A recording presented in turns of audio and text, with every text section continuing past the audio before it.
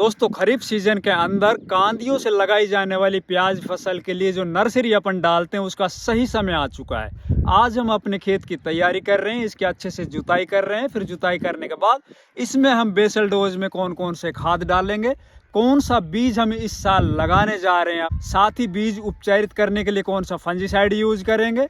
और बीज हमारा जब जर्मिनेट हो जाता है उसके बाद अक्सर किसानों की एक शिकायत होती है कि उनके जो प्याज की जो बीज होता है वो जर्मिनेट होने के बाद और जो पौधा होता है वो कुछ दिन के बाद वो सूख जाता है, मतलब ख़त्म हो जाता है। तो उससे अपन को प्रिवेंटिव के तौर पर कौन सी फंजीसाइड यूज करना है जिससे कि हमारा आगे जाके पौधा है वो सूखे नहीं।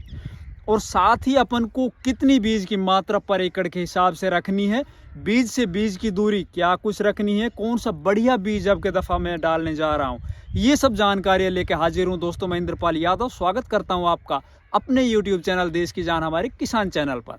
किसान भाइयों, आप लोगों से मेरी लगातार रिक्वेस्ट होती है कि जितने भी किसान भाई हमारे चैनल पर नए आए या जिन किसान भाइयों ने चैनल को अभी तक सब्सक्राइब नहीं किया, कृपया चैनल सब्सक्राइब कर लीजिए, वीडियो को लाइक और ज़्यादा से ज़्यादा शेयर कीजिए जिससे कि अधिक से अधिक किसानों तक हमारी ये जानकारियाँ पहुंच सके। सबसे पहले अपन बात करेंगे कांदियों के लिए जो नर्सरी डालते हैं उसके लिए सही समय कौन सा है, कौन से महीने के अंदर अपन को नर्सरी डालनी चाहिए। तो मैं आप लोगों को बता देता हूँ, आज 25 जनवरी का दिन है। वैसे आप 15 जनवरी से लेके और 10 फरवरी के बीच में आप अपने खेतों के अंदर नर्सरी डाल सकते हैं। अब बात करेंगे दोस्तों अपन को खेत की तैयारी किस तरह से करनी है। जब अपन खेत की आखिरी जुताई कर रहे होते हैं उस वक्त हमें कौन से फर्टिलाइजर यूज करने हैं और कौन से ऑर्गेनिक मैन्योर यूज करने हैं जिससे कि हमारी फसल बहुत शानदार तरीके से। तो मैं अपनी बात बताऊं दोस्तों, तो पर एकड़ के हिसाब से आप 4 से 5 ट्रॉली अगर आपके पास देसी खाद हो तो आप डाल दीजिए, बहुत शानदार उसके रिजल्ट मिलेंगे।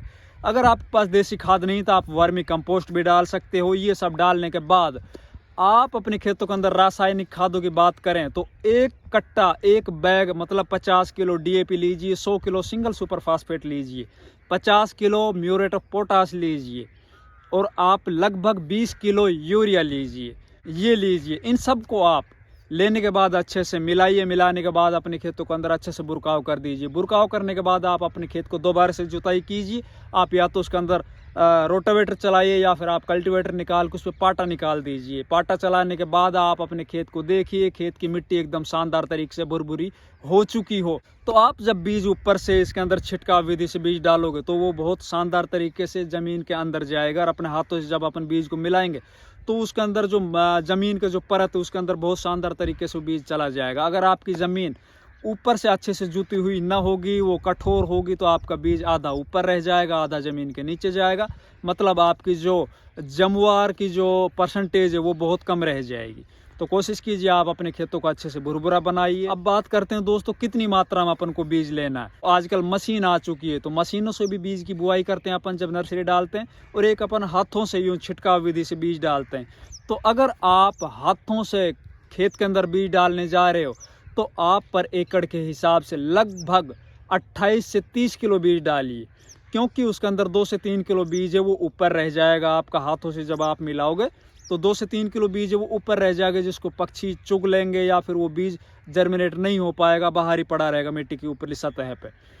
और आप अगर मशीन से बीज की बुआई करने जा रहे हो तो आप पर एकड़ के हिसाब से लगभग 23 किलो से 25 किलो बीज अपने खेतों के अंदर डालिए। उसके अंदर आपके जो बीज है वो टोटली ज़मीन के अंदर जाएंगे और वो जो बीज है उसके अंदर जो जमवार की जो परसेंटेज है वो काफ़ी हद तक अच्छी होगी। जो कंपनी आपको रेकमेंड करेगी वही टोटल बीज आपके जमवार होंगे। साथ ही दोस्तों हम देख रहे होते हैं कि हमारे किसान, उनके कमेंट आते हैं कि भैया एकड़ के अंदर कितना बीघा होता है, या फिर 1 एकड़ के अंदर कितने फुट एरिया होता है, या 1 किलो बीज डालने के लिए कितनी ज़मीन की आवश्यकता पड़ती है। क्योंकि हमारे किसानों को इतना अनुभव नहीं होता है। हमारे देश के अंदर कहीं पे बीघे छोटे होते हैं, कहीं पे बड़े होते हैं, कहीं पे एकड़ होता है, कहीं पे किला बोलते हैं।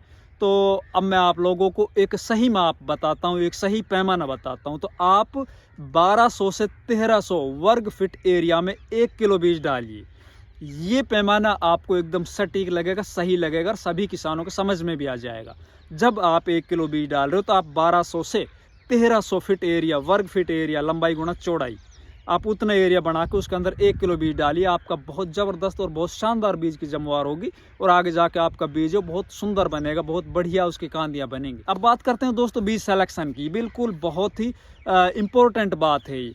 जब अपन बीज सिलेक्शन कर रहे होते हैं उस वक्त हमें बहुत कुछ सावधानी रखनी होती है, क्योंकि बीज सिलेक्शन करते वक्त अगर हमसे कोई चूक हो गई तो एक तो अगर हमारा बीज की जमवार बढ़िया से नहीं हुई तो महंगे बीज आते हैं, उस वक्त भी हमें बहुत कुछ नुकसान उठाना पड़ेगा। और हमारा बीज अगर कोई जमवार कर भी गया तो अब की दफ़ा अपन ने देखा होगा 2021 के अंदर की बहुत खेतों, कुछ कंपनियों के बीज ऐसे थे जिनके अंदर टोटली जलेबी रोग बना था, टोटली जलेबी रोग बना था उन्हीं पर्टिकुलर बीज के अंदर। तो आप कोशिश कीजिए जिन बीजों के अंदर जलेबी रोग ज़्यादा आया था उनको अवॉइड कीजिए, उनको मत लीजिए। आप अगर लगातार प्याज की बुआई करते आ रहे हो तो आपको पता होगा कि किस बीज का परफॉर्मेंस है वो शानदार होता है, बढ़िया होता है, वो जमवार में भी बढ़िया होता है। आगे जाके जब अपन खेतों के अंदर दूसरे खेतों में ट्रांसप्लांट करते हैं उनके अंदर भी बढ़िया क्वालिटी की प्याज निकलती है, अच्छी मोटी सुंदर लाल, और बाज़ार में बढ़िया रेट मिलते हैं। साथ ही साथ आप अपने अलावा अपने एरिया के अंदर देखिए कि फला किसान के खेत के अंदर बढ़िया क्वालिटी का प्याज निकला था,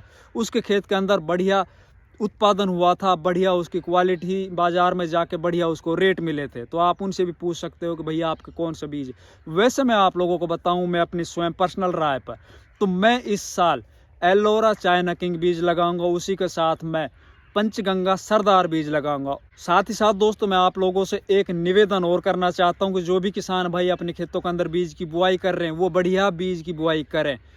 वो चाहे अपने लिए बीज की कांदियां बना रहे हो या फिर वो उसको कॉमर्शियल यूज़ के लिए आप नर्सरी डाल रहे हो। जैसे कि बहुत से किसान हमारे एरिया के अंदर बीज का कारोबार करते हैं, वो बीज बना के और बीज को बेचते हैं, उनकी कांदियों को बेचते हैं।